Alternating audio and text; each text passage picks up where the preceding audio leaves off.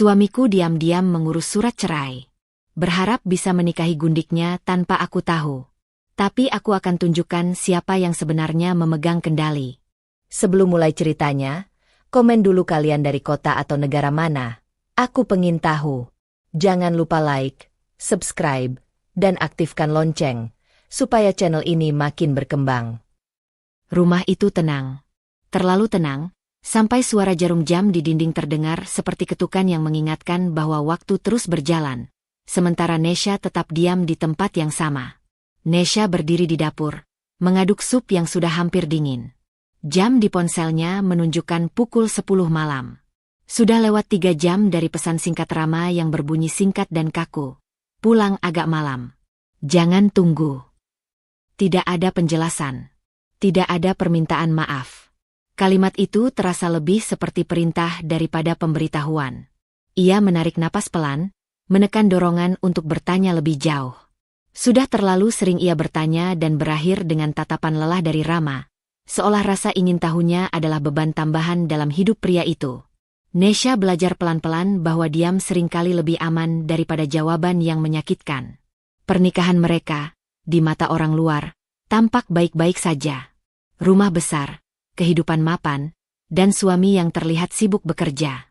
Tapi di dalam rumah ini, Nesha mulai merasa seperti pengunjung yang berusaha tidak membuat suara. Rama pulang mendekati tengah malam. Pintu dibuka tanpa sapaan. Langkah kakinya berat. Jasnya langsung diletakkan di kursi tanpa ia rapikan. Nesha menoleh, berusaha tersenyum. "Kamu sudah makan?" tanyanya hati-hati. Rama hanya mengangguk singkat tanpa menatapnya. "Di luar." Jawaban itu menutup percakapan sebelum sempat dimulai. Nesha mengangguk, mematikan kompor, lalu menuang sup ke wastafel. Ada rasa sia-sia yang mengendap, tapi ia tidak mengizinkan dirinya menangis. Menangis tidak akan mengubah apapun. Di kamar, Rama langsung berbaring sambil memainkan ponsel. Cahaya layar memantul di wajahnya yang datar. Nesha duduk di tepi ranjang, merapikan selimut yang tidak perlu dirapikan, sekadar memberi tangannya alasan untuk bergerak. "Kamu capek sekali akhir-akhir ini," ucapnya pelan. "Kerja memang capek," jawab Rama singkat. Nada suaranya menutup ruang diskusi. Nesha terdiam. Ada banyak hal yang ingin ia tanyakan. Kenapa Rama semakin jarang pulang? Kenapa ia tak lagi bercerita? Kenapa jarak itu terasa nyata? Namun satu ketakutan selalu menghentikannya. Takut mendengar jawaban yang mengonfirmasi kecurigaan terburuknya. Takut kehilangan rumah tangga yang sudah ia pertahankan dengan mengalah terlalu lama. Ia berbaring membelakangi Rama. Dalam gelap, pikirannya berkelana ke masa lalu yang selalu ia coba kubur. Kenangan tentang ditinggalkan. Tentang janji yang perlahan menguap. Tentang perasaan tidak cukup, tidak dipilih. Rama tertidur cepat, napasnya teratur. Nesha masih terjaga, menatap dinding kosong. Ia menyadari sesuatu yang membuat dadanya mengencang. Ia sudah lama merasa sendirian, bahkan saat tidur di ranjang yang sama.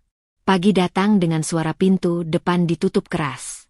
Rama berangkat tanpa sarapan, tanpa berpamitan.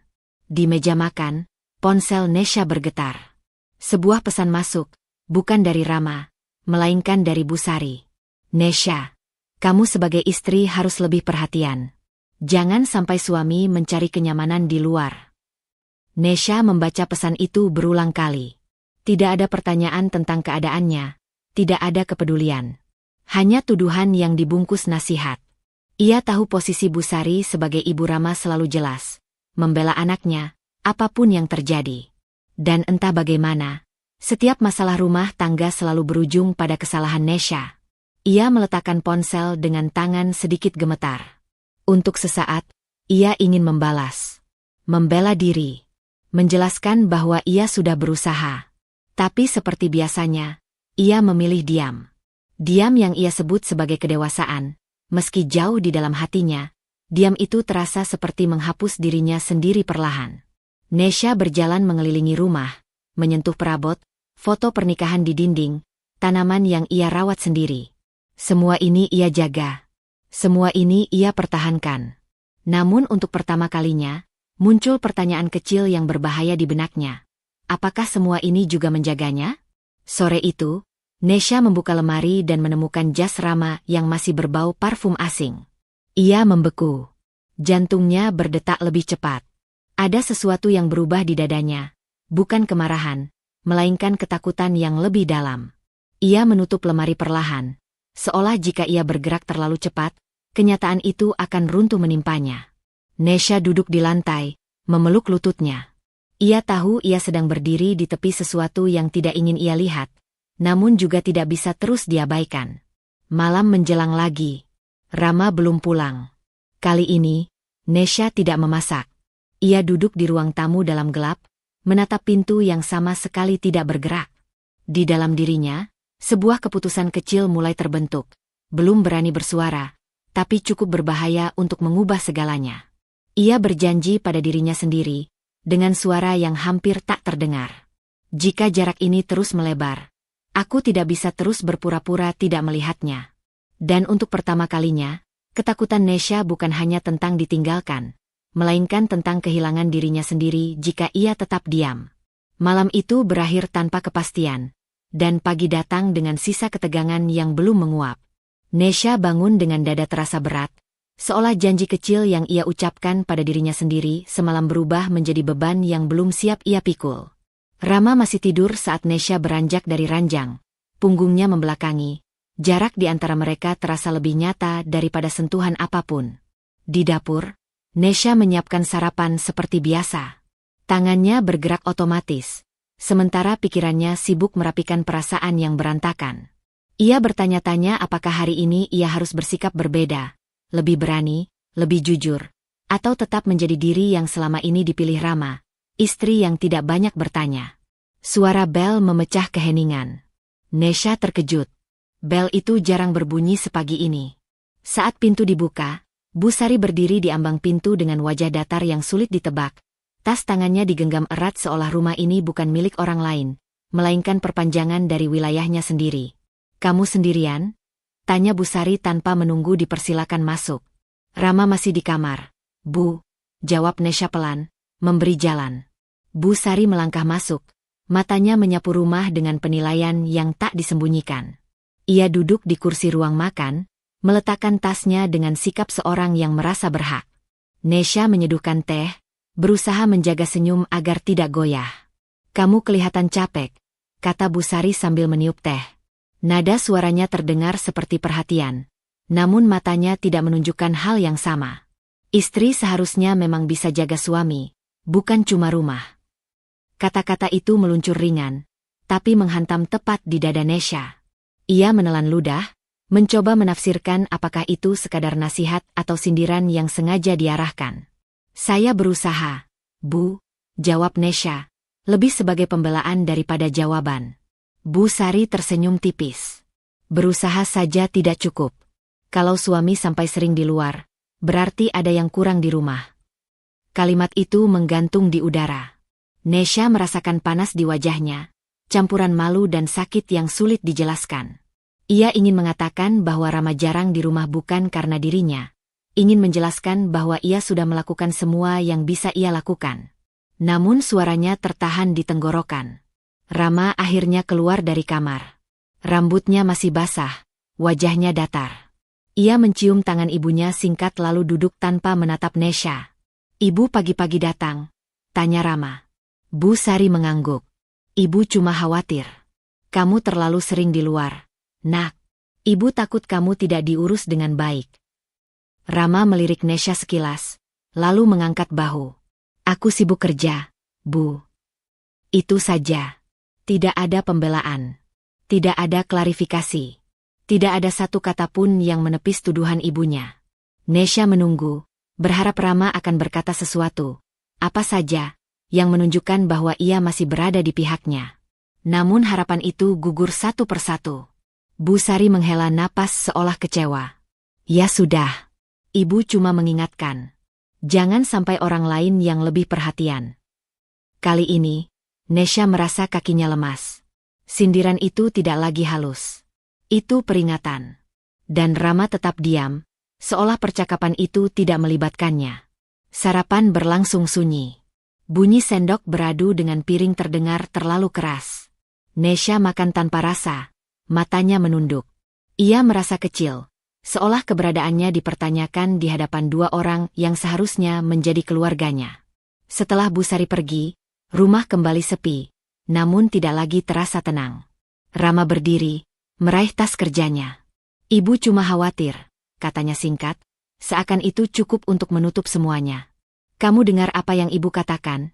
Tanya Nesha pelan, suaranya bergetar meski ia berusaha menahannya. Rama menatapnya sebentar, lalu menghela napas. Kamu terlalu sensitif. Jangan dibesar-besarkan. Kalimat itu mematahkan sesuatu di dalam diri Nesha. Ia mengangguk, bukan karena setuju, tetapi karena lelah. Rama pergi tanpa menunggu jawaban, meninggalkan pintu yang tertutup pelan namun terasa seperti benturan keras di dada Nesha. Ia berdiri lama di ruang tamu, menatap sekeliling. Rumah ini, yang semalam masih ia sebut sebagai sesuatu yang ia jaga mati-matian, kini terasa asing. Setiap sudutnya seperti menyimpan penghakiman yang tak terucap. Nesha duduk di sofa, memeluk bantal, mencoba mencari rasa aman yang dulu mudah ia temukan di rumah ini. Namun yang ia rasakan hanya kekosongan. Ia menyadari bahwa rasa takutnya kini berubah bentuk. Bukan lagi sekadar takut ditinggalkan, melainkan takut tidak pernah benar-benar diterima. Sore hari, ponselnya bergetar. Pesan dari Rama masuk singkat. Pulang malam lagi. Tidak ada penjelasan. Tidak ada tanda tanya. Nesha menatap layar itu lama. Untuk pertama kalinya, ia tidak langsung membalas. Di dadanya, tekanan baru muncul. Kesadaran bahwa diamnya selama ini bukan membuatnya aman, melainkan menghapus ruangnya sendiri. Ia meletakkan ponsel di meja, jari-jarinya gemetar. Ada keputusan kecil yang mulai tumbuh, berbahaya karena bertentangan dengan kebiasaannya. Mungkin, untuk tetap tinggal di rumah ini, ia harus berhenti merasa seperti tamu. Dan pikiran itu, meski belum berbentuk tindakan, cukup membuat malam terasa lebih panjang dari biasanya. Keheningan pagi terasa berbeda sejak hari sebelumnya. Nesha bangun dengan tubuh yang masih lelah, bukan karena kurang tidur, melainkan karena pikirannya tidak pernah benar-benar beristirahat. Kalimat Bu Sari dan sikap diam Rama terus berputar di kepalanya, membentuk gema yang membuat rumah terasa sempit. Ia bangkit perlahan, memastikan langkahnya tidak membangunkan Rama yang masih tertidur telentang. Ponselnya tergeletak di samping bantal. Di dapur, Nesha menyiapkan kopi dengan gerakan yang lebih kaku dari biasanya. Ia menyadari ada perubahan kecil dalam dirinya. Ia tidak lagi menunggu Rama bangun untuk bertanya apapun. Bukan karena tidak ingin tahu, melainkan karena takut jawaban yang mungkin ia dengar. Rama keluar dari kamar menjelang siang. Wajahnya tampak segar, seolah malam-malam panjang di luar rumah tidak menyisakan apapun. Ia mengambil kunci mobil, memeriksa ponselnya sekilas. Aku pergi sebentar, katanya singkat. Kamu pulang makan siang? Tanya Nesha, berusaha menjaga nada tetap ringan. Rama menggeleng. Nanti. Ia berbalik, lalu berhenti sejenak. Ponselku ketinggalan. Aku ambil dulu. Rama kembali ke kamar mandi. Nesha berdiri terpaku di ruang tengah. Ponsel itu masih tergeletak di meja dekat sofa. Layarnya menyala karena notifikasi baru masuk. Nesha tidak berniat melihat. Ia bahkan melangkah menjauh. Namun suara getar kedua menyusul, dan namanya, bukan namanya, melainkan nama perempuan lain, terpampang jelas di layar. Laras, aku capek nunggu. Kamu bilang segera, tapi sampai kapan? Nesha berhenti bernapas. Jantungnya berdetak keras, terlalu keras untuk diabaikan. Ia tidak menyentuh ponsel itu, hanya menatapnya seolah benda itu bisa menggigit. Pesan berikutnya masuk, lebih singkat, lebih tajam. Laras, aku butuh kepastian. Tidak ada emoji. Tidak ada basa-basi. Kalimat itu terdengar seperti tuntutan, bukan percakapan. Nesha merasakan kakinya melemah.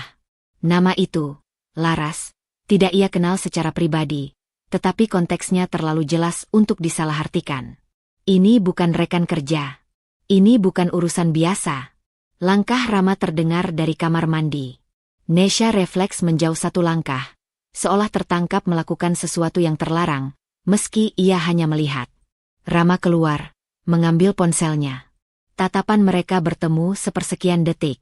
Rama mengerutkan kening. Kenapa? Tanyanya. Nesha menelan ludah. Tadi, ada pesan masuk. Rama melirik ponselnya, lalu tertawa pendek. Oh, itu. Oh itu. Nesha mengulang, suaranya nyaris tak terdengar. Teman lama, jawab Rama cepat. Masalah kerja. Kamu jangan kebanyakan mikir. Kata-kata itu terasa terlalu siap, terlalu lancar. Nesha mengumpulkan keberanian yang tersisa. Dia minta kepastian. Rama. Rama menghela napas panjang, jelas kesal. Kamu baca pesannya, ya? Aku sudah bilang jangan curiga berlebihan. Kamu ini kenapa sih akhir-akhir ini? Nada suaranya berubah. Bukan defensif, melainkan menyerang. Nesha merasa posisinya langsung terbalik. Dari yang bertanya menjadi yang dituduh. Aku cuma tanya, ucap Nesha pelan. Karena aku istrimu. Justru karena itu, potong Rama, kamu harus percaya. Jangan semua hal kamu anggap aneh. Capek aku kalau tiap pulang harus diinterogasi. Interogasi. Kata itu menusuk. Nesha ingin berkata bahwa ia hanya ingin kejelasan. Bahwa jarak ini nyata dan menyakitkan. Tapi melihat wajah Rama yang menutup diri, ia merasa pertanyaan apapun hanya akan membuatnya terlihat semakin salah. Aku percaya, kata Nesha akhirnya, meski dadanya terasa sesak. Kata itu meluncur lebih cepat dari keyakinannya sendiri. Rama mengangguk. Puas. Bagus. Jangan dengerin omongan orang atau pikiran kamu sendiri. Ia pergi tanpa menoleh lagi. Pintu tertutup, dan keheningan kembali menguasai rumah. Nesha duduk perlahan di sofa. Tangannya gemetar, bukan karena marah, melainkan karena ada sesuatu yang runtuh di dalam dirinya. Ia baru saja memilih percaya, bukan karena yakin, tetapi karena takut. Takut jika ia terus bertanya, Rama akan semakin menjauh. Takut jika ia bersikeras, rumah tangga ini benar-benar akan lepas dari genggamannya. Namun bersamaan dengan itu, muncul ketakutan lain yang lebih halus dan lebih berbahaya. Ia merasa sedang kehilangan kendali atas hidupnya sendiri. Keputusan-keputusan kecil. Kapan bertanya, kapan diam, kapan percaya. Semuanya terasa ditentukan oleh reaksi Rama, bukan oleh batas yang ia miliki. Sore itu, Nesha membersihkan rumah dengan lebih keras dari biasanya. Setiap gerakan seperti upaya mengusir pikiran yang terus kembali pada satu kalimat. Aku butuh kepastian. Ia bertanya-tanya, kepastian seperti apa yang dimaksud Laras. Dan yang lebih menakutkan, apakah Rama juga sedang menyiapkan kepastian itu? Malam datang, dan Rama kembali pulang larut. Ia bersikap seolah tidak ada apa-apa. Nesha menanggapinya dengan sikap yang sama. Mereka makan dalam diam, berbagi ruang tanpa berbagi apapun. Sebelum tidur, Nesha membuka ponselnya sendiri. Jarinya melayang di atas layar. Ragu. Ia mengetik nama Mira, sahabatnya, lalu menghapusnya. Ia belum siap bercerita. Mengaku berarti membuka kemungkinan bahwa kecurigaannya nyata. Sebagai gantinya, ia membuka catatan kecil di ponselnya dan menulis satu kalimat singkat, nyaris seperti pengingat rahasia untuk dirinya sendiri. Perhatikan. Jangan lagi menutup mata. Ia menyimpan catatan itu, mematikan layar, dan berbaring membelakangi Rama. Malam itu, Nesha tetap memilih percaya. Tapi untuk pertama kalinya, ia berjanji diam-diam untuk tidak lagi sepenuhnya menyerahkan kendali hidupnya pada kepercayaan yang rapuh. Keputusan kecil itu terasa berisiko, karena memperhatikan berarti siap melihat kebenaran yang mungkin tidak sanggup ia hadapi. Pagi itu, Nesha terbangun dengan kepala penuh. Catatan kecil yang ia tulis semalam masih teringat jelas. Perhatikan. Jangan lagi menutup mata. Kalimat itu seperti perintah dan ancaman sekaligus. Ia bangkit dari ranjang tanpa membangunkan Rama yang masih terlelap. Wajahnya tenang seolah tidak ada apapun yang mengganggu hidupnya. Ketidakselarasan itu membuat dada Nesha mengencang. Di dapur, Nesha menatap pantulan dirinya di kaca lemari. Wajahnya tampak biasa, terlalu biasa untuk seseorang yang hatinya terus bergemuruh. Ia menyadari selama ini ia begitu pandai menyembunyikan luka, bahkan dari dirinya sendiri. Tapi pagi ini, luka itu menuntut diakui. Rama berangkat lebih cepat dari biasanya. Ia hanya berkata singkat, "Aku lembur lagi," lalu pergi tanpa menunggu respons. Nesha tidak mengejar, tidak bertanya. Ia hanya mengangguk, mencatat dalam diam. Lagi. Ada perubahan kecil dalam caranya memandang hal-hal itu. Bukan lagi sebagai alasan yang harus dimaklumi, melainkan sebagai pola yang perlu diperhatikan. Siang hari, Nesha bertemu Mira di sebuah kafe kecil dekat rumah. Mira datang dengan ekspresi yang langsung menajam begitu melihat wajah Nesha yang pucat. Tanpa banyak basa-basi, Mira meletakkan cangkirnya dan menatap Nesha lurus. "Kamu kelihatan capek, bukan karena kurang tidur," kata Mira. Nesha tersenyum tipis. "Aku baik-baik saja." "Kamu selalu bilang begitu saat tidak baik-baik saja," balas Mira, nada suaranya tegas, bukan menghakimi. "Sampai kapan kamu mau mengalah demi cinta yang jelas-jelas nggak seimbang?" Kalimat itu membuat Nesha tercekat. Ia menunduk, jarinya mengusap pinggir cangkir. "Aku cuma nggak mau ribut. Aku takut kalau aku dorong terlalu keras, semuanya malah hancur." Mira menghela napas panjang. "Nes, kamu sadar nggak? Setiap kali kamu mundur, dia maju satu langkah. Dan dia jadi makin berani karena tahu kamu nggak akan kemana-mana." Kata-kata itu tidak terdengar asing, tapi kali ini terasa lebih tajam. Nesha teringat pesan Laras, tatapan Rama yang dingin, dan caranya selalu mengalihkan kesalahan. Perlahan, potongan-potongan itu mulai membentuk satu gambaran yang sulit diabaikan. "Aku cuma mau rumah tanggaku utuh," ujar Nesha lirih. "Utuh menurut siapa?" tanya Mira cepat. "Menurut kamu, atau menurut dia yang nyaman karena kamu terus mengalah?" Nesha terdiam. Untuk pertama kalinya, ia tidak punya jawaban yang meyakinkan. Ia menyadari bahwa selama ini ia menyebut ketakutannya sebagai cinta. Takut ditinggalkan. Takut dianggap tidak cukup. Takut kehilangan peran sebagai istri yang ia pertahankan mati-matian. "Kalau kamu terus begini," lanjut Mira lebih lembut, "bukan cuma dia yang akan pergi sesuka hati. Kamu juga akan kehilangan dirimu sendiri." Kata-kata itu menancap dalam. Nesha mengangguk pelan. Ia belum siap membantah, apalagi bertindak. Tapi ada sesuatu yang berubah.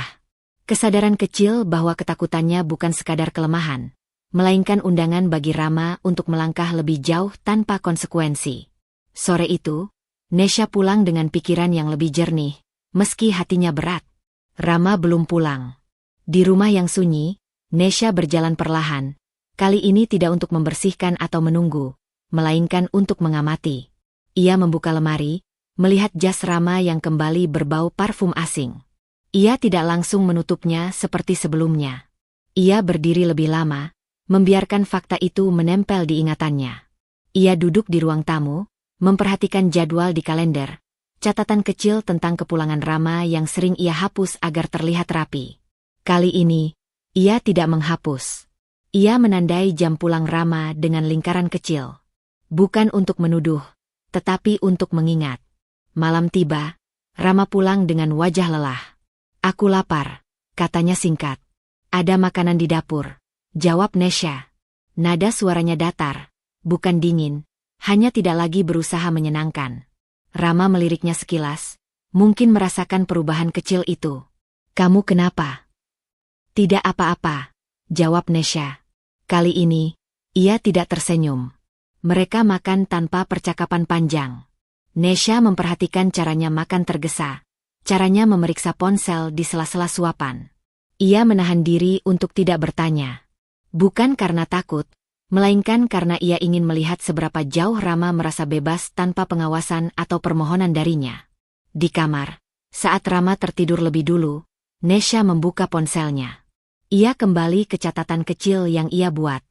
Kali ini, ia menambahkan satu baris baru. "Jangan memohon untuk dihargai." Menulis kalimat itu membuat tangannya sedikit gemetar. Ia tahu keputusan ini berisiko. Mengamati berarti mengumpulkan kebenaran. Dan kebenaran, apapun bentuknya, akan memaksanya memilih di kemudian hari. Nesha mematikan layar dan berbaring, menatap langit-langit dalam gelap. Ia belum berubah menjadi perempuan yang berani menghadapi segalanya. Tapi malam itu, ia berhenti menjadi perempuan yang terus memohon agar dicintai. Tekanan batin itu tidak meledak, ia mengendap.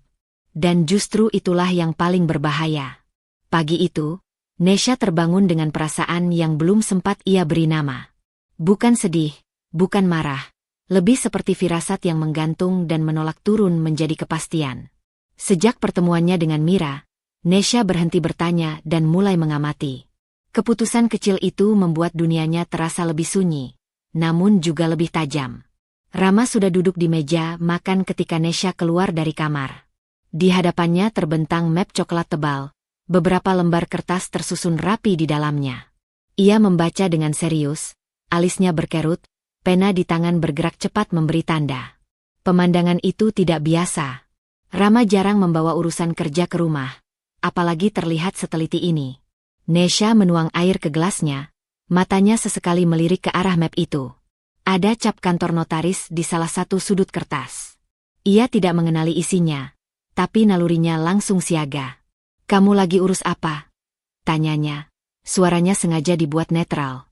Rama menutup map itu setengah, seolah baru sadar sedang diperhatikan. "Kerjaan," jawabnya singkat. "Banyak yang harus dibereskan." "Oh," kata Nesha. Tidak ada pertanyaan lanjutan. Ia mengingat janji pada dirinya sendiri untuk tidak memohon, tidak memaksa. Namun diam kali ini terasa berbeda.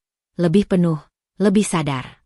Rama berdiri, merapikan kertas-kertas itu dengan tergesa, lalu memasukkannya kembali ke dalam tas. Gerakannya terlalu cepat, seolah ingin menghindari sesuatu. Nesha mencatatnya dalam hati. Siang hari, ponsel Nesha bergetar. Nama Busari muncul di layar.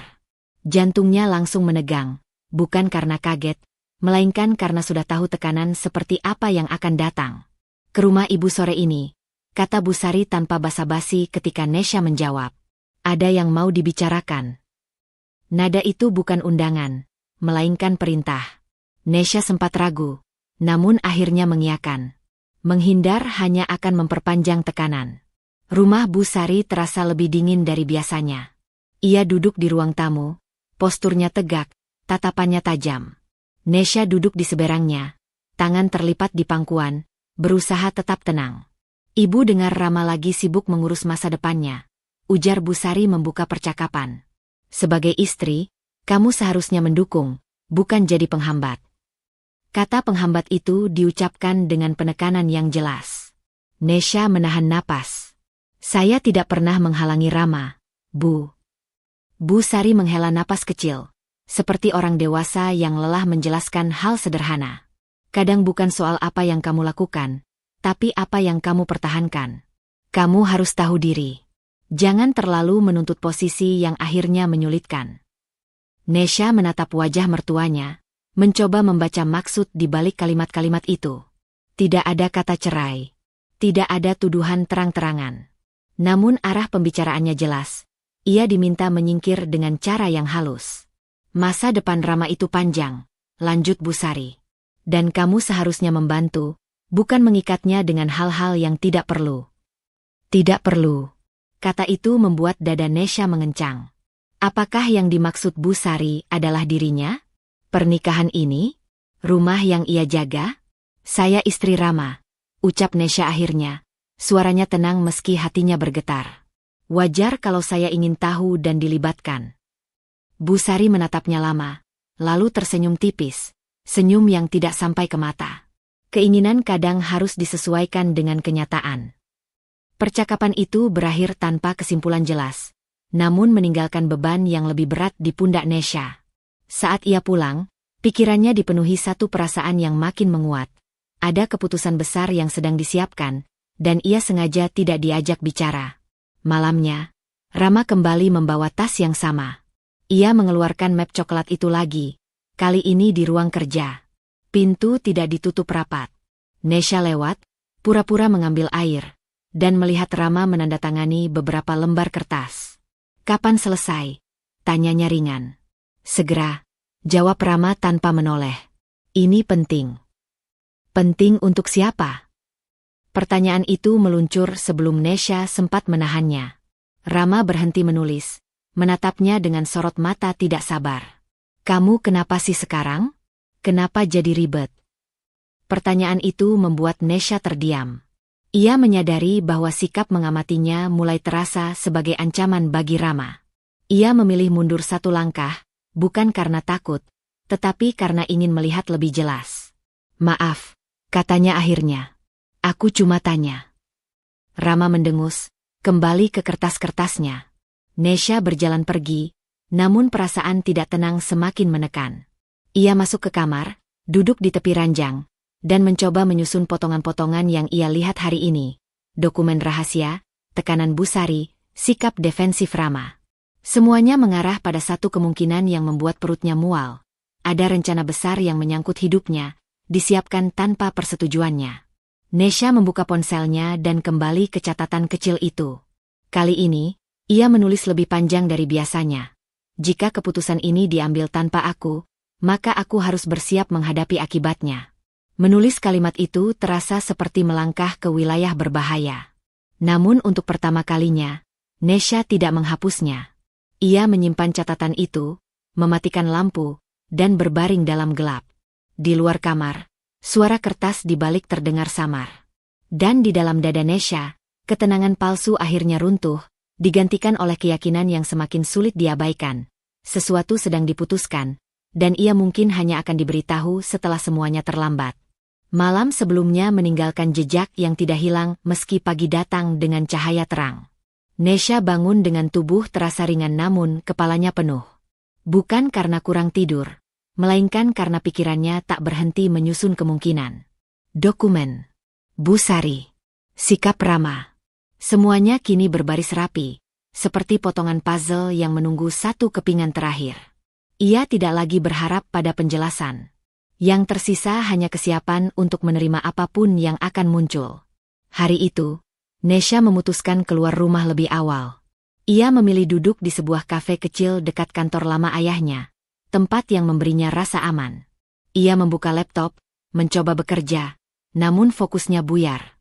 Setiap suara pintu terbuka membuat dadanya mengencang, seolah firasat sedang menuntunnya ke satu pertemuan tak terelakkan. Dan firasat itu benar. Seorang perempuan masuk dengan langkah pasti. Penampilannya rapi, sederhana tapi mahal. Rambutnya terikat rendah, wajahnya tenang, nyaris tanpa ragu. Tatapannya menyapu ruangan, lalu berhenti tepat pada Nesha. Perempuan itu mendekat. "Kamu Nesha?" tanyanya. Nesha menutup laptop perlahan. "Iya." Perempuan itu menarik kursi dan duduk tanpa diminta. "Namaku Laras." Nada suaranya datar, tidak menantang, tidak pula ramah. Seperti seseorang yang datang untuk menyampaikan informasi penting, bukan meminta izin. Nesha tidak langsung bertanya. Ia menunggu. "Aku rasa kamu sudah menebak kenapa aku ke sini," lanjut Laras. "Aku wanita yang akan dinikahi Rama." Kalimat itu jatuh begitu saja, tanpa drama, tanpa penekanan. Justru karena itulah, rasanya menghantam lebih keras. Dada Nesha berdenyut nyeri, napasnya tertahan sesaat. Namun wajahnya tetap tenang. Ia menyadari bahwa air mata adalah reaksi lama, dan ia tidak ingin kembali ke sana. "Aku tidak datang untuk merebut," kata Laras lagi, seolah membaca kebekuan di wajah Nesha. "Aku datang karena Rama bilang semuanya sudah diurus." "Diurus bagaimana?" tanya Nesha akhirnya. Suaranya terdengar asing di telinganya sendiri. Dingin, terkendali. "Jalan keluar dari pernikahan kalian," jawab Laras. "Dokumen, kesepakatan, semuanya. Tinggal waktu." Nesha menatap Laras lama. Ia mencoba menemukan kebohongan, keraguan, atau setidaknya rasa bersalah. Namun yang ia temukan hanyalah keyakinan tenang dari seseorang yang merasa posisinya aman. "Dia bilang apa lagi?" tanya Nesha. Laras menyilangkan tangannya di atas meja. "Bahwa kamu orang baik. Dan kamu akan mengerti, karena selama ini kamu selalu mengalah." Kata-kata itu menusuk lebih dalam daripada pengakuan apapun. Nesha hampir tersenyum. Ternyata citranya di mata Rama memang sesederhana itu. Perempuan yang akan selalu mengerti, bahkan ketika diinjak. "Terima kasih sudah jujur," ucap Nesha pelan. Laras tampak sedikit terkejut. "Kamu tidak marah?" Nesha menggeleng. "Aku hanya mencatat." Pertemuan itu berakhir tanpa keributan. Laras pergi dengan langkah yang sama tenangnya saat datang. Nesha tetap duduk beberapa menit setelahnya, membiarkan rasa sakit menjalar, lalu berhenti. Ada sesuatu yang berubah tepat di titik itu. Nyeri yang biasanya membuatnya gemetar kini mengeras, berubah bentuk. Menjadi kewaspadaan. Sore hari, Rama pulang lebih cepat. Ia tampak lelah, namun ada kegelisahan yang tidak biasa di wajahnya. Nesha menyambutnya seperti biasa. Tidak hangat, tidak dingin. Netral. Kamu kemana hari ini? Tanya Rama sambil meletakkan tas. Keluar sebentar. Jawab Nesha. Rama mengangguk, lalu ragu sejenak sebelum berkata, ada hal penting yang perlu kita bicarakan. Nesha menatapnya. Jantungnya berdetak stabil. Tentang apa? Rama menarik napas. Namun sebelum sempat bicara, ponselnya bergetar. Ia melirik layar. Wajahnya berubah. Tanpa sadar, ia menjauh sedikit. Angkat saja, kata Nesha tenang. Aku tidak keberatan. Rama terdiam, lalu mematikan ponsel itu. Nanti saja. Nesha mengangguk. Ia tidak memaksa. Dalam hatinya, satu keputusan kecil mulai terbentuk. Keputusan yang berisiko, karena akan mengubah cara ia bertahan selama ini. Malam itu, setelah Rama tertidur, Nesha membuka laci lemari yang jarang ia sentuh. Ia mengeluarkan map lama berisi salinan dokumen pribadi yang dulu ia anggap tidak penting untuk dipegang sendiri. Perlahan, ia menyusunnya kembali, memeriksa satu persatu. Untuk pertama kalinya, Nesha tidak merasa sebagai korban yang menunggu dijelaskan. Ia merasa seperti pengamat yang sedang mempersiapkan langkah. Di dalam gelap kamar, ia berbisik pada dirinya sendiri, hampir tanpa suara. Jika mereka sudah menyiapkan jalan keluarku, maka aku harus tahu dari mana pintu itu dibuka. Dan keputusan kecil itu, untuk mulai memeriksa, bukan menunggu, menjadi awal dari tekanan batin baru yang tidak bisa lagi ia hindari. Keputusan kecil yang Nesha buat semalam tidak memberinya tidur nyenyak. Ia terbangun sebelum subuh, dengan perasaan seperti sedang berdiri di tepi sesuatu yang besar dan tak terlihat. Bukan ketakutan yang melumpuhkan, melainkan dorongan sunyi yang menuntut kepastian. Ia tidak lagi ingin menduga. Pagi itu, Nesha berpakaian rapi tanpa bertanya kemana Rama akan pergi. Mereka sarapan dalam diam. Rama sempat meliriknya beberapa kali, seolah mencari tanda, air mata, kemarahan, atau kepasrahan lama. Tidak ada yang ia temukan. Nesha hanya tersenyum tipis, lalu pamit keluar rumah lebih dulu. Tujuannya jelas. Kantor Dika berada di lantai 3 sebuah gedung tua yang tenang. Tidak mencolok, tidak mewah, tapi terawat. Dika adalah rekan lama almarhum ayah Nesha, sekaligus konsultan hukum keluarga yang sejak awal pernikahan lebih sering berurusan dengan Rama daripada dengannya. Selama ini, Nesha sengaja menjauh. Ia merasa tidak pantas ikut campur urusan teknis. Kini, ia menyesali sikap itu. Dika terkejut melihat Nesha datang sendiri. Nesha. Ia berdiri dari kursinya. Ada apa? Kamu jarang sekali ke sini. Aku ingin tahu sesuatu, jawab Nesha tanpa basa-basi. Dan aku ingin mendengarnya langsung.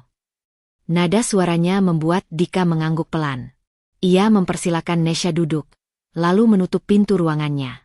Ada perubahan sikap, lebih serius, lebih waspada. Katakan, ucap Dika. Nesha menarik napas. Semua aset keluarga, rumah, rekening, properti. Secara hukum, atas nama siapa? Dika tidak langsung menjawab. Ia membuka laci, mengeluarkan map tebal berlabel nama keluarga Nesha. Tangannya bergerak terlatih, namun matanya sesekali menatap wajah Nesha, seperti memastikan ia siap mendengar. Secara hukum, kata Dika akhirnya, semuanya atas namamu. Nesha mengerjap.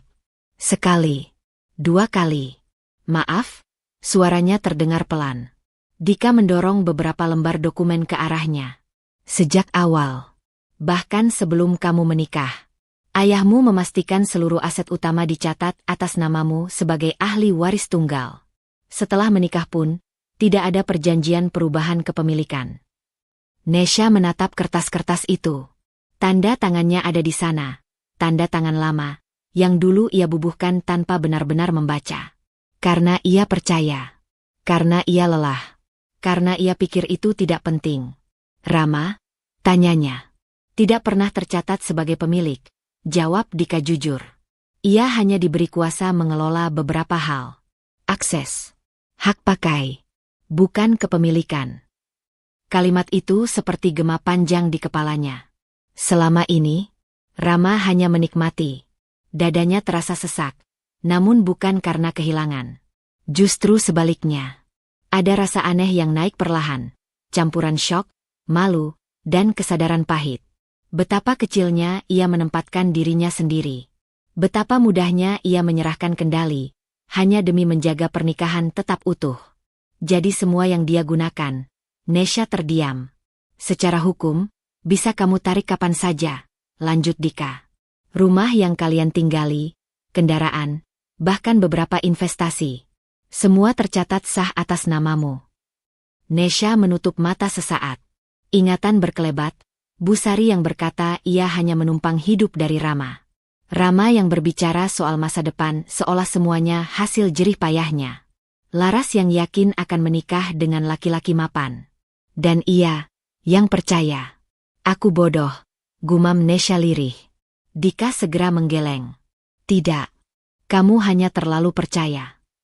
Kalimat itu menenangkan, sekaligus menyakitkan. Nesha membuka mata, menatap Dika dengan sorot berbeda dari sebelumnya. Lebih tajam, lebih hadir. Kalau aku bercerai, tanyanya pelan, apa yang bisa dia ambil? Secara hukum. Dika berhenti sejenak. Hampir tidak ada. Kecuali yang kamu izinkan. Keheningan menggantung di ruangan itu. Untuk pertama kalinya sejak Laras muncul, Nesha merasa tanah di bawah kakinya kembali padat. Bukan karena Rama masih miliknya, melainkan karena hidupnya ternyata tidak pernah benar-benar lepas dari genggamannya sendiri. Ia berdiri, mengumpulkan dokumen dengan tangan yang kini stabil. Aku perlu salinan lengkap, katanya. Dan aku ingin tahu setiap detail kuasa yang pernah aku berikan. Dika menatapnya beberapa detik, lalu tersenyum tipis. Baik, kita mulai hari ini. Saat keluar dari gedung itu, matahari siang terasa lebih terang. Nesha berhenti sejenak di trotoar, menatap jalanan yang ramai. Dunia tidak berubah. Namun posisinya di dalam dunia itu, ya, itu berubah. Ia mengeluarkan ponsel, membuka pesan dari Rama yang masuk 1 jam lalu. Kita perlu bicara serius malam ini. Nesha menatap layar itu lama, lalu mengunci ponselnya tanpa membalas. Di dalam dirinya, sebuah tekanan baru muncul, bukan lagi rasa takut ditinggalkan, melainkan pertanyaan berbahaya. Jika semua ini milikku, sampai kapan aku akan berpura-pura tidak tahu? Dan dengan pertanyaan itu, Nesha melangkah pulang, membawa kesadaran yang tidak mungkin lagi ia kubur. Kesadaran yang Nesha bawa pulang dari kantor, Dika tidak langsung menjelma menjadi keberanian lantang. Ia masih berjalan pelan, masih menyusun napas agar tidak tergelincir kembali ke kebiasaan lama, mengalah lebih dulu. Namun ada sesuatu yang berubah dalam caranya memandang rumah itu. Dinding-dindingnya terasa berbeda. Bukan lagi tempat ia menumpang perasaan orang lain, melainkan ruang yang, setidaknya secara hukum, berdiri atas namanya. Malam itu, Rama sudah menunggu di ruang makan. Di depannya tergeletak map coklat tipis. Terlalu rapi. Terlalu disiapkan. Kita perlu menyelesaikan beberapa urusan, kata Rama tanpa menoleh, seolah kalimat itu bukan permintaan, melainkan perintah. Nada suaranya datar, profesional.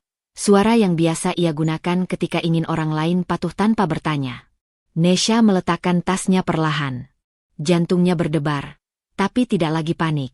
Ia duduk berhadapan dengan Rama, menjaga jarak emosional yang baru ia pelajari. Urusan apa? Tanyanya. Rama mendorong map itu ke tengah meja. Cuma formalitas. Beberapa dokumen pengurusan aset dan administrasi. Tanda tangan saja. Formalitas. Kata itu menggantung di udara, memantul di benak Nesha. Ia teringat bagaimana selama ini ia menandatangani banyak hal tanpa membaca. Bagaimana kepercayaannya selalu dibalas dengan tuntutan lebih besar. Ia membuka map itu pelan-pelan.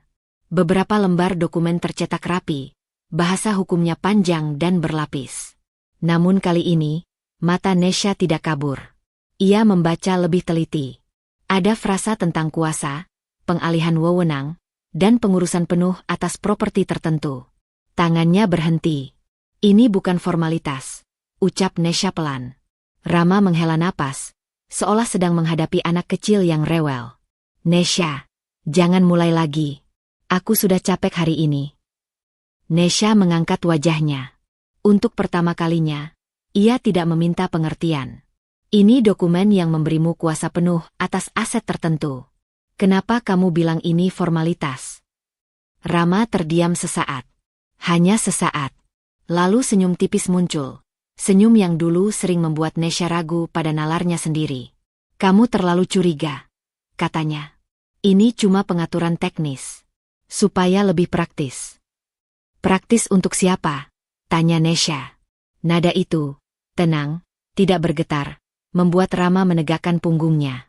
Ada perubahan kecil di wajahnya, seperti topeng yang sedikit bergeser. Untuk kita, jawabnya cepat. Untuk masa depan. Nesha menutup map itu perlahan. Suara kertas bertemu kertas terdengar lebih keras dari yang seharusnya. Aku tidak akan menandatanganinya. Kalimat itu jatuh di meja seperti benda asing. Rama menatapnya, alisnya berkerut. Apa? Aku bilang, aku tidak akan menandatangani apapun tanpa penjelasan lengkap, ulang Nesha. Dan tanpa aku berkonsultasi lebih dulu. Wajah Rama mengeras. Sejak kapan kamu perlu izin orang lain untuk urusan rumah tangga kita? Sejak aku sadar aku tidak lagi aman, jawab Nesha dalam hati. Aku berhak tahu, katanya pelan. Ini menyangkut hidupku juga. Rama tertawa pendek, tanpa humor. Jangan sok mandiri. Kamu pikir kamu paham hal-hal seperti ini? Kalimat itu dulu akan membuat Nesha mundur.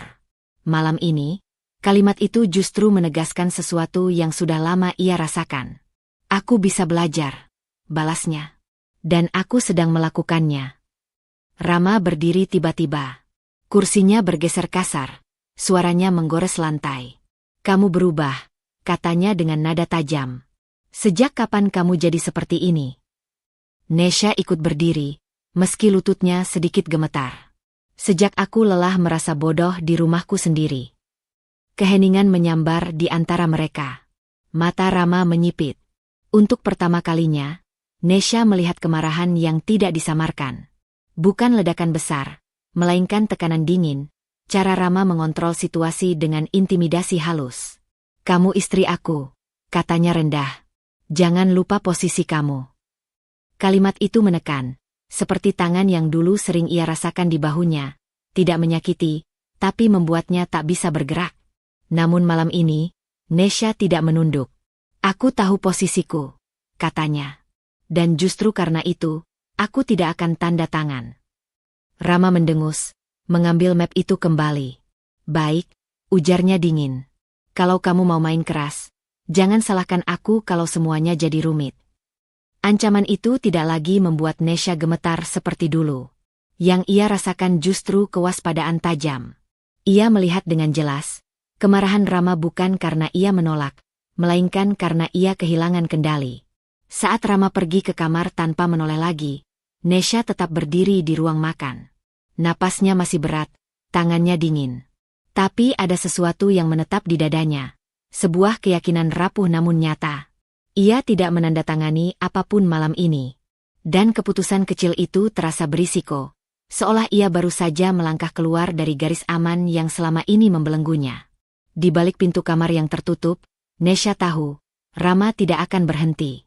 Dan untuk pertama kalinya, ia bersiap, bukan untuk memohon, melainkan untuk bertahan. Pagi itu, rumah terasa lebih sempit dari biasanya. Sisa ketegangan semalam belum sepenuhnya mengendap ketika bel berbunyi, memecah keheningan yang rapuh. Nesha sedang merapikan dapur, berusaha menata rutinitas agar pikirannya tidak berlarian kemana-mana. Tangannya berhenti di udara saat ia melihat Bu Sari berdiri di balik pintu. Wajahnya kaku, sorot matanya tajam, seolah datang bukan untuk berkunjung, melainkan mengadili. Ada apa, Bu? Nesha membuka pintu dengan sikap sopan yang masih ia jaga, meski dadanya mengeras. Bu Sari melangkah masuk tanpa menunggu dipersilakan. Tasnya diletakkan keras di atas meja ruang tamu. Aku dengar kamu menolak tanda tangan dokumen Rama, katanya langsung, tanpa basa-basi. Nesha menutup pintu pelan. Informasi itu tidak mungkin sampai ke telinga Bu Sari tanpa perantara. Rama, pikirnya. Selalu Rama. Aku hanya ingin tahu apa yang aku tanda tangani, jawab Nesha, berusaha menjaga nada suaranya tetap rata. Bu Sari mendengus. Itu alasan orang serakah. Kamu kira aku tidak tahu? Sejak dulu kamu mengincar harta anakku. Kata-kata itu menghantam lebih keras dari yang Nesha duga. Bukan karena baru, melainkan karena betapa akrabnya tuduhan itu. Ia teringat tahun-tahun awal pernikahan, ketika Bu Sari sering menyinggung betapa beruntungnya Rama menikah dengannya. Saat itu, Nesha mengira itu pujian yang canggung. Kini, ia melihat maknanya berubah. Aku tidak pernah mengincar apapun, kata Nesha pelan. Aku hanya ingin adil. Adil. Bu Sari tertawa pendek. Adil versi siapa? Kamu hidup enak dari kerja keras Rama. Sekarang mau menarik semuanya. Nesha menelan ludah. Ada dorongan lama untuk membela diri, untuk menjelaskan panjang lebar, untuk membuktikan bahwa ia bukan perempuan seperti yang dituduhkan. Namun dorongan itu berhenti di tenggorokannya. Karena tiba-tiba, ia melihat pola itu dengan jelas. Bu Sari selalu datang membawa tuduhan. Rama selalu diam atau membiarkan. Lalu Nesha yang meminta maaf, atas hal-hal yang bahkan tidak ia pahami sepenuhnya. Lingkaran itu berulang, rapi, dan melelahkan. Apa Rama bilang begitu? Tanya Nesha akhirnya. Bu Sari terdiam sejenak. Hanya sejenak. Yang jelas, kamu membuat hidupnya rumit, katanya cepat. Anak saya butuh dukungan, bukan perlawanan. Dukungan. Kata itu terdengar mulia, tapi selama ini artinya satu, menyerah. Nesha duduk perlahan di kursi, menjaga jarak aman. Bu Sari, ucapnya, suaranya lebih tenang dari yang ia bayangkan. Selama ini, setiap kali ada masalah, saya yang diminta mengalah. Setiap kali Rama mengambil keputusan sepihak, saya yang diminta memahami. Pernahkah ibu bertanya bagaimana perasaan saya? Bu Sari memalingkan wajah. Perasaan tidak penting kalau kamu istri. Kalimat itu menutup sesuatu di dalam diri Nesha. Bukan dengan amarah meledak, melainkan kesadaran dingin. Ia tidak sedang berhadapan dengan orang yang ingin memahami. Ia sedang berhadapan dengan orang yang ingin menang. Saya tidak menghancurkan siapapun, kata Nesha pelan tapi tegas. Saya hanya berhenti membiarkan diri saya dihancurkan. Bu Sari menatapnya tajam. Kamu berani melawan orang tua. Nesha mengangkat wajahnya. Tidak ada air mata. Tidak ada suara gemetar. Saya berani melindungi diri saya. Keheningan mengisi ruang tamu. Bu Sari berdiri, mengambil tasnya dengan gerakan kaku. Kalau begitu, jangan harap Rama akan tetap bersabar, katanya dingin. Ancaman itu melayang di udara, tapi tidak lagi menancap seperti dulu. Nesha mengangguk pelan. Saya tidak lagi meminta kesabaran siapapun. Bu Sari pergi tanpa pamit. Pintu tertutup dengan suara yang terdengar lebih keras dari biasanya. Nesha berdiri sendiri di ruang tamu. Napasnya teratur meski dadanya terasa penuh. Ia tidak merasa menang. Ia juga tidak merasa lega sepenuhnya. Namun ada sesuatu yang bergeser. Sebuah garis yang selama ini kabur, kini tampak jelas. Ia melihat kembali potongan-potongan masa lalu. Sindiran, tekanan halus, rasa bersalah yang ditanamkan perlahan. Semua itu bukan kebetulan. Itu pola. Dan pola hanya bisa berlanjut jika ia terus berperan sama. Nesha berjalan ke kamar, membuka laci tempat ia menyimpan dokumen salinan dari Dika. Tangannya sempat bergetar, tapi ia tidak menutupnya kembali. Ia menatap kertas-kertas itu, bukan sebagai senjata, melainkan sebagai pengingat. Ia tidak lagi sendirian dalam ketidaktahuan. Ponselnya bergetar. Pesan dari Rama masuk. Ibu cuma khawatir. Jangan dibesar-besarkan. Nesha menatap layar itu lama. Dulu, pesan seperti itu akan membuatnya merasa bersalah. Kali ini, ia hanya merasa jelas. Ia mengetik balasan singkat, lalu berhenti. Jarinya melayang beberapa detik sebelum akhirnya menghapus semuanya. Ia mengunci ponsel, meletakkannya terbalik di meja. Untuk pertama kalinya, Nesha memilih diam, bukan karena takut, melainkan karena ia tidak lagi ingin menjelaskan dirinya kepada orang yang tidak berniat mendengar. Keputusan kecil itu terasa berbahaya. Namun di balik rasa cemas yang masih ada, Nesha tahu satu hal dengan pasti. Ia berhenti menjadi pihak yang terus mengalah. Dan langkah itu, sekecil apapun, akan mengubah segalanya. Keputusan untuk berhenti mengalah tidak langsung membuat hidup Nesha lebih tenang. Justru sebaliknya, ada kekosongan baru yang menyisakan gema pertanyaan tanpa jawaban.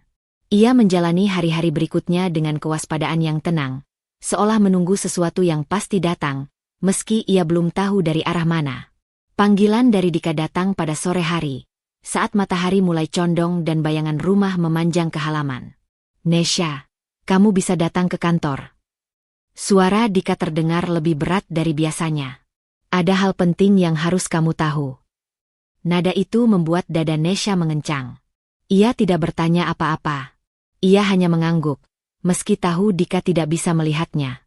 Di perjalanan, pikirannya melayang ke potongan-potongan kejadian yang selama ini terasa terpisah. Map coklat. Sikap Rama yang tergesa. Bu Sari yang tiba-tiba datang dengan tuduhan. Semua itu seperti potongan puzzle yang mulai saling mendekat. Di kantor, Dika tidak mempersilakan Nesha duduk terlalu lama sebelum membuka pembicaraan. Wajahnya serius, tangannya memegang map yang lebih tebal dari sebelumnya. "Aku harus jujur," katanya. "Dan ini mungkin akan menyakitkan."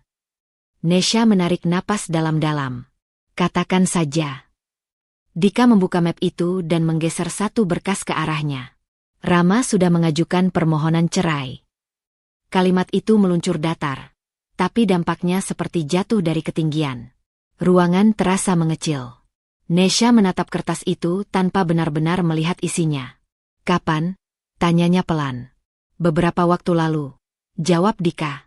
"Tanpa persetujuan atau tanda tanganmu." Ia mengurusnya sendiri. "Tanpa sepengetahuanmu." Frasa itu berputar di kepala Nesha, menghantam satu-satunya hal yang masih ia pegang, kepercayaan bahwa, setidaknya, Rama akan jujur soal langkah besar seperti ini. Tangannya bergetar saat ia menyentuh ujung dokumen itu. Bukan karena ia tidak siap bercerai, melainkan karena cara itu dipilih, diam-diam, seolah ia bukan bagian dari hidup yang hendak diakhiri.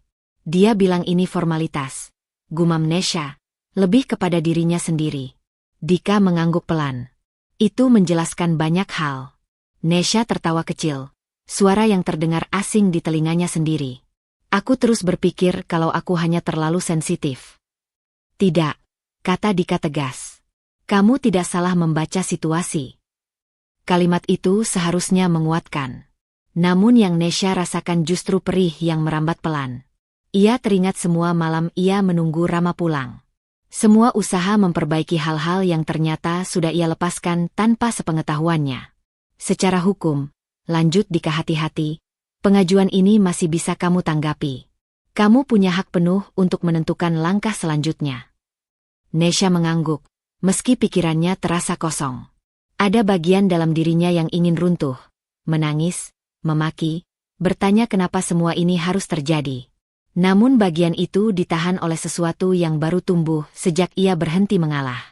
Ia menutup map itu perlahan. "Jadi ini rencananya," ucapnya. Bukan dengan amarah, melainkan kejelasan pahit. Dika menatapnya, menunggu. "Apapun yang ia pikirkan," lanjut Nesha, "aku tidak akan lagi dibiarkan di luar hidupku sendiri." Itu bukan pernyataan balas dendam. Itu garis batas. Dalam perjalanan pulang, Nesha membiarkan air mata jatuh. Ia menangis di dalam mobil, di lampu merah yang terlalu lama berubah. Tangis itu tidak meledak. Ia mengalir diam-diam, membawa serta sisa harapan yang selama ini ia rawat sendirian. Pengkhianatan itu nyata. Rama tidak hanya pergi secara emosional. Ia sudah menyiapkan jalan keluar tanpa memberinya pilihan. Namun ketika tangis itu mereda, ada keheningan yang berbeda. Tidak hampa, tidak rapuh. Lebih seperti ruang kosong yang siap diisi ulang. Di rumah, Rama belum pulang. Nesha berdiri di ruang tamu, menatap foto pernikahan mereka di dinding. Ia tidak menurunkannya. Belum. Ia masuk ke kamar, membuka laptop, dan menyusun folder baru. Ia menamai folder itu sederhana. Dokumen pribadi. Keputusan kecil, tapi berisiko. Ia mulai memindahkan salinan-salinan penting, menyusunnya dengan rapi. Setiap klik terasa seperti langkah maju yang tidak bisa ditarik kembali. Saat ponselnya bergetar, Nesha melihat nama Rama muncul. Ia tidak mengangkatnya. Untuk pertama kalinya, ia membiarkan panggilan itu berlalu, bukan karena ia tidak peduli, melainkan karena ia memilih berdiri tegak di tengah pengkhianatan, alih-alih runtuh di bawahnya. Dan di keheningan itu, Nesha tahu, permainan sudah dimulai. Bukan oleh Rama, melainkan oleh dirinya sendiri. Keheningan pagi menyambut Nesha dengan cara yang berbeda. Tidak lagi menekan, melainkan menuntut. Setelah malam penuh susunan dokumen dan pikiran yang berlapis, tubuhnya terasa lelah, namun kepalanya justru jernih. Ia tahu satu hal, ia tidak bisa melangkah sendiri tanpa pemahaman yang utuh. Pertemuan dengan Pak Hadi dijadwalkan siang hari di kantor hukum yang lebih besar dan formal dibanding tempat Dika. Ruangannya luas, tertata rapi, dengan aroma kertas dan kayu tua. Pak Hadi adalah pengacara senior yang selama ini menjadi rujukan keluarga Nesha. Orang yang jarang terlibat langsung kecuali urusan sudah menyentuh inti. Ia menatap Nesha dengan sorot tenang namun tajam. "Kamu datang bukan untuk curhat," katanya membuka pembicaraan. "Kamu datang untuk memastikan posisi." Nesha mengangguk. "Saya ingin tahu seberapa kuat posisi saya sebenarnya." Pak Hadi membuka berkas, menelusuri halaman demi halaman dengan gerakan lambat. Cara bicaranya tidak berlebihan, tidak menghibur. Justru itulah yang membuat kata-katanya menancap. "Secara hukum," ucapnya akhirnya, "posisimu sangat kuat. Aset utama tercatat atas namamu. Tidak ada perjanjian pranikah yang merugikanmu. Dan pengajuan cerai sepihak dari pihak suami tidak mengubah hak kepemilikan." Kalimat itu tidak membuat Nesha tersenyum. Ia hanya menunduk, meresapi maknanya. "Selama ini," lanjut Pak Hadi, "kamu memberi terlalu banyak kuasa tanpa pengawasan. Bukan karena kamu bodoh, melainkan karena kamu percaya." Kejujuran itu membuat dada Nesha terasa sesak.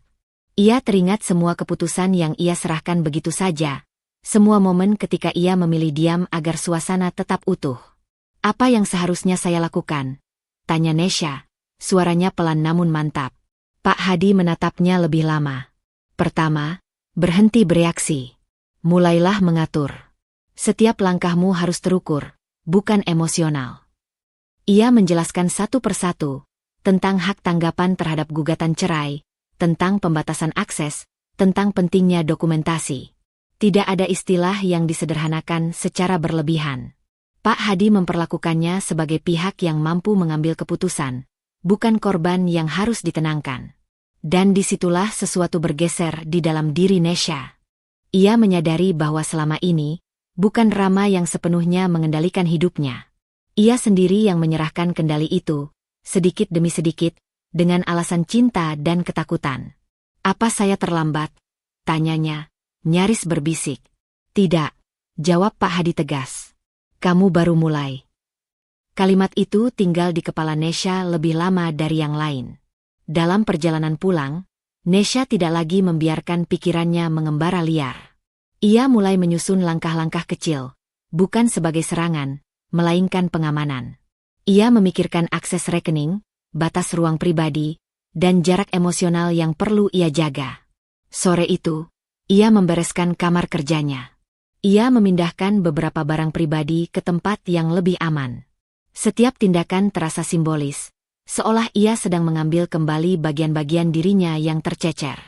Ketika Rama pulang malam itu, Nesha menyapanya dengan sikap netral. Tidak dingin, tidak hangat. Rama tampak terkejut, bukan oleh kata-kata, melainkan oleh ketenangan yang tidak bisa ia baca. "Kita perlu bicara," kata Rama. "Kita akan bicara," jawab Nesha. "Tapi tidak malam ini." Nada itu bukan penolakan, melainkan penetapan waktu. Dan Rama merasakannya. Ia membuka mulut, lalu menutupnya kembali. Nesha masuk ke kamar tanpa menunggu reaksi. Ia mengunci pintu, sesuatu yang jarang ia lakukan sebelumnya. Jantungnya berdegup kencang, namun pikirannya tetap jernih. Ia duduk di tepi ranjang, membuka catatan kecil yang ia buat sejak pertemuan dengan Pak Hadi. Di halaman terakhir, ia menulis satu kalimat.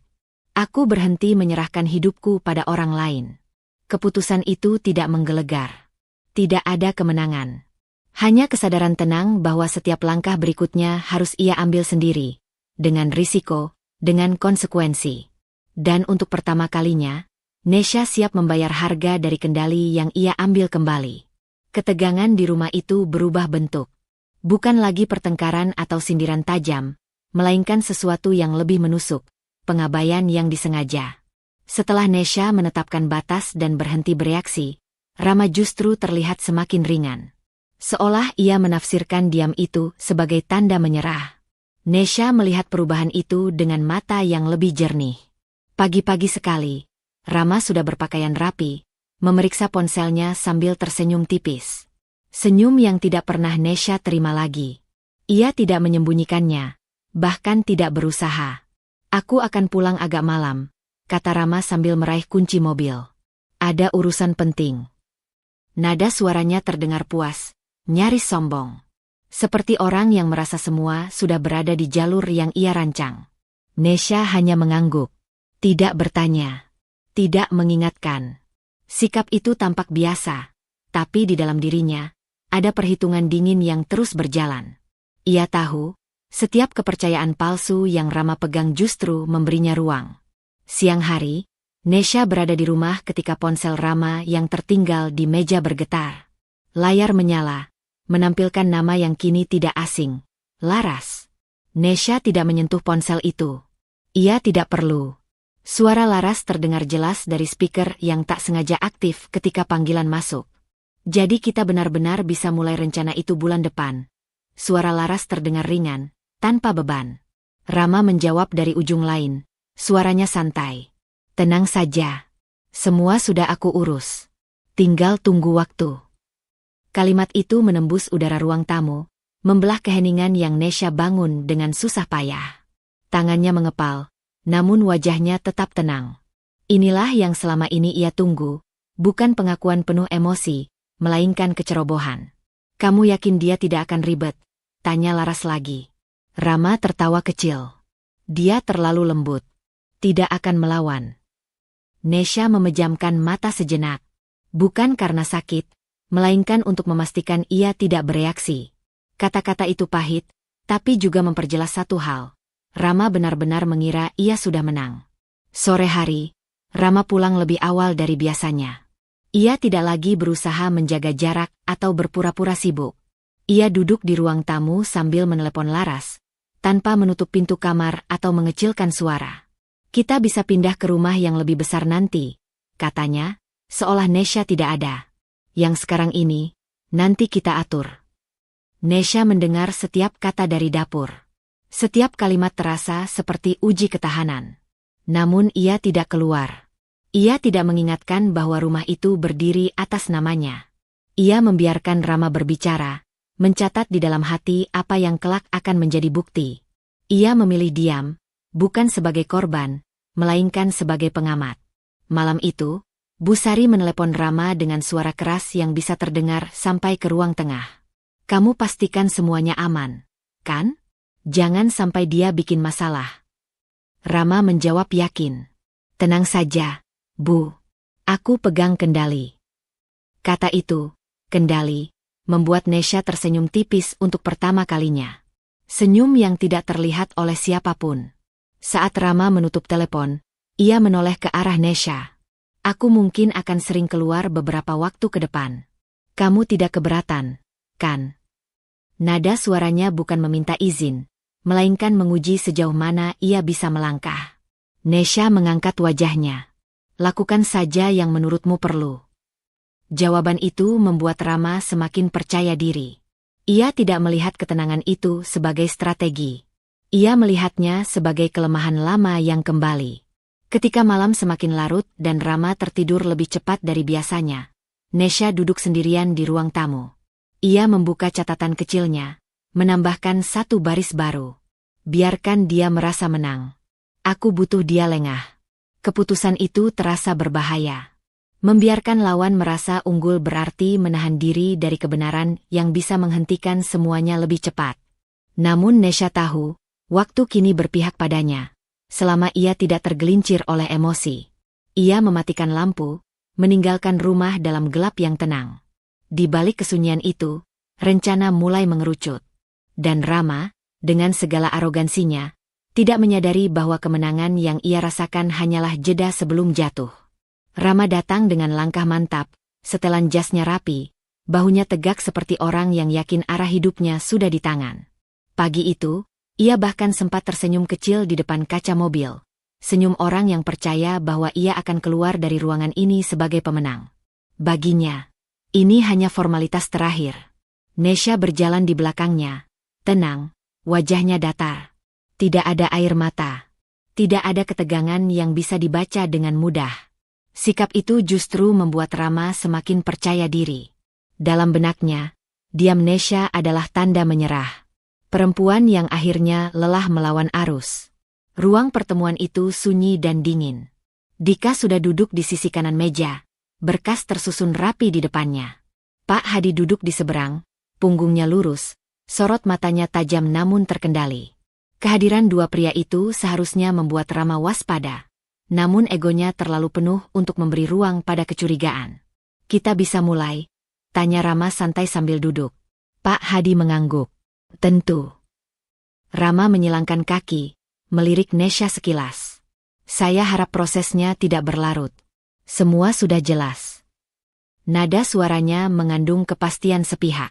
Ia berbicara seolah keputusan sudah final, seolah ruang ini hanya tempat mengesahkan rencananya. Dika membuka satu map, lalu menatap Rama tanpa senyum. Sebelum membahas teknis perceraian, ada hal mendasar yang perlu diluruskan. Rama mengangkat alis. Silakan. Pak Hadi mengambil alih, suaranya datar namun tegas. Kami perlu memastikan pemahaman Anda terkait kepemilikan aset. Rama terkekeh kecil. Itu tidak perlu dibahas panjang. Semua aset yang saya kelola selama ini. Bukan milik Anda, potong Pak Hadi tanpa meninggikan suara. Kalimat itu jatuh begitu saja. Tidak dramatis. Tidak keras. Namun efeknya terasa seperti hentakan mendadak. Rama berhenti tersenyum. Apa maksud Anda? Dika mendorong satu berkas ke tengah meja. Seluruh aset utama, rumah, kendaraan, investasi, secara hukum tercatat atas nama Nesha. Rama menatap berkas itu, lalu tertawa singkat. Itu mustahil. Pak Hadi membuka halaman demi halaman, menunjuk satu persatu dengan gerakan terukur. Ini sertifikat.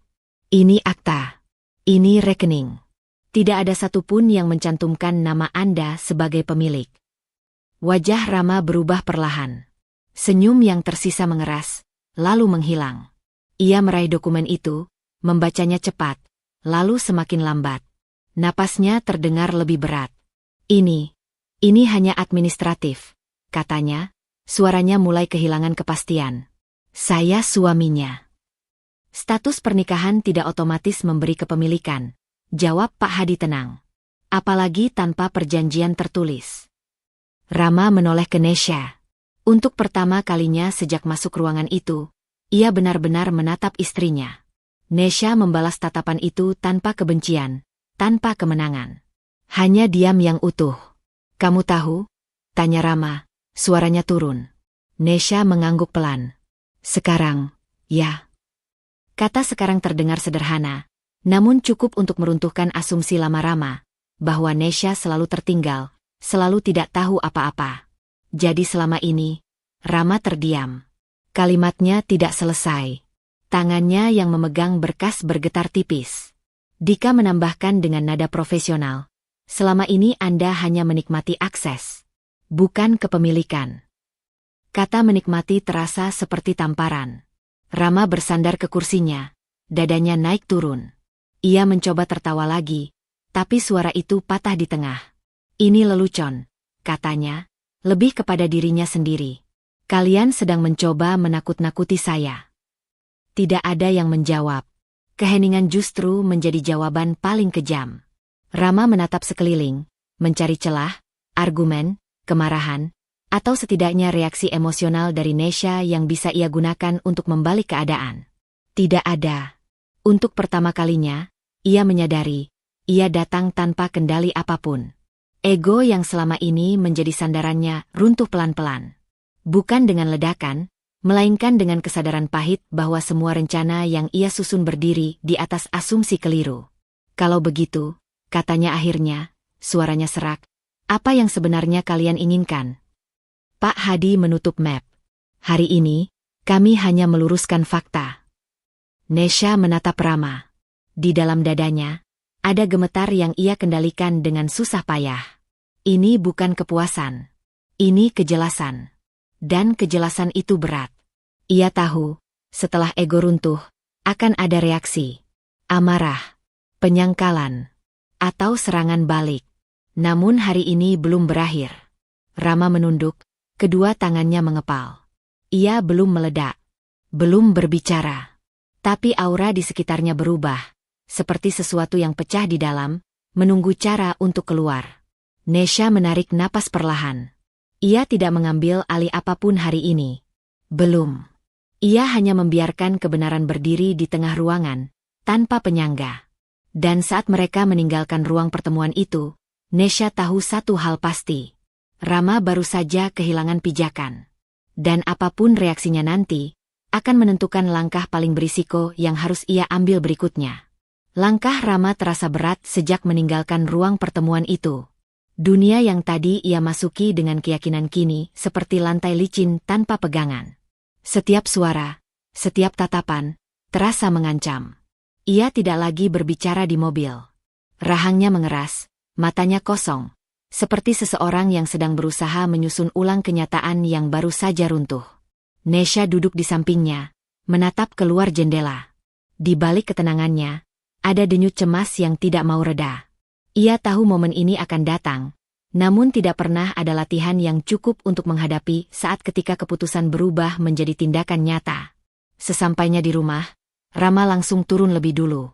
Ia membuka pintu dengan kasar, seolah rumah itu masih sepenuhnya miliknya. Nesha mengikuti dari belakang, langkahnya pelan tapi mantap.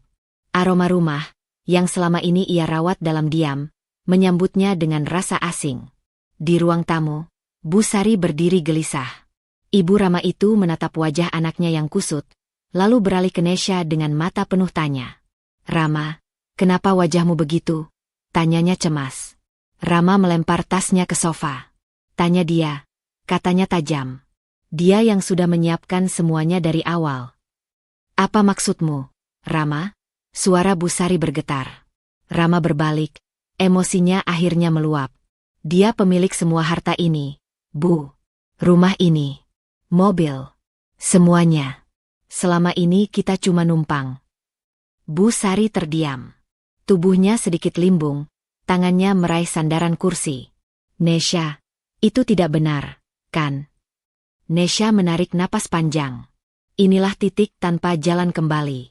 Ia melangkah maju, suaranya tenang meski dadanya sesak. Benar, Bu. Keheningan jatuh berat. Bu Sari menatap sekeliling rumah, seolah baru pertama kali melihatnya. Jadi, selama ini, saya tidak pernah berniat mengusir ibu, potong Nesha cepat. Tapi sekarang, prosesnya sudah berbeda. Rama tertawa pahit. Lihat, akhirnya kamu menunjukkan wajah aslimu. Nesha menoleh.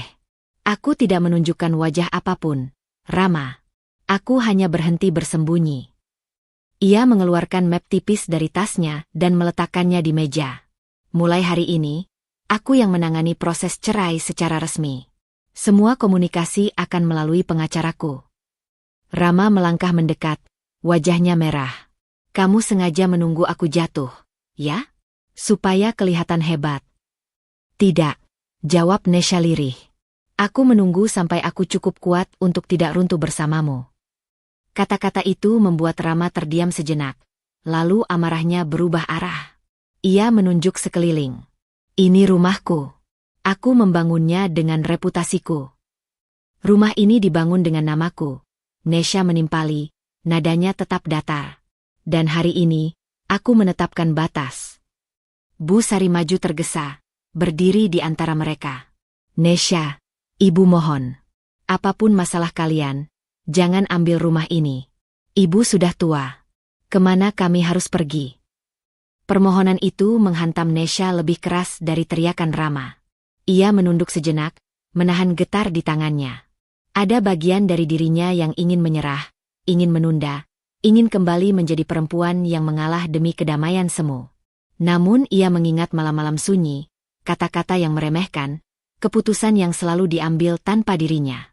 Ia mengangkat kepala. Saya tidak mengambil rumah ini, Bu. Saya hanya mengambil kembali hidup saya. Bu Sari terisak. Rama menoleh dengan mata tajam. Kamu kejam. Nesha menatapnya lurus. Aku tegas. Ia melanjutkan, suaranya lebih berat. Rama, kamu harus meninggalkan rumah ini hari ini. Kalimat itu menggantung di udara. Rama terperangah. Hari ini. Iya. Kamu tidak bisa. Aku bisa, potong Nesha. Kali ini, suaranya sedikit bergetar, tapi tidak goyah. Dan jika aku menundanya, aku tahu aku tidak akan pernah melakukannya. Rama memandangnya lama, mencari keraguan. Yang ia temukan hanya kelelahan dan tekad yang terlambat ia sadari. Bu Sari menangis pelan. Nesha.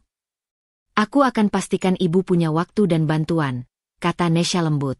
Tapi Rama harus pergi. Keputusan itu seperti memutus tali terakhir yang menahan semuanya tetap rapi. Rama meraih kunci mobil dengan kasar, lalu berhenti di depan pintu.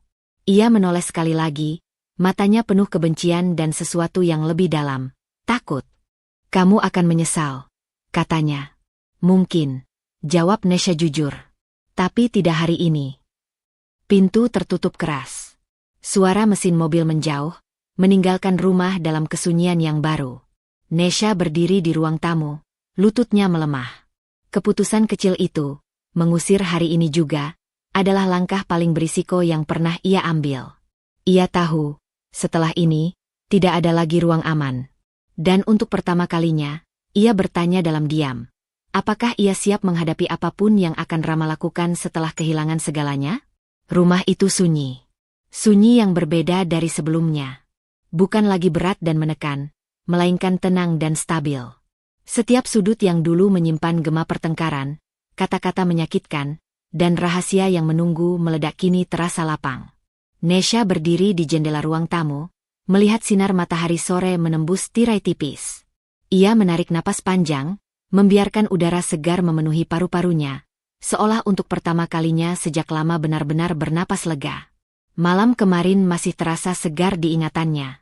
Rama pergi, Bu Sari pulang ke rumahnya sendiri dengan berat hati.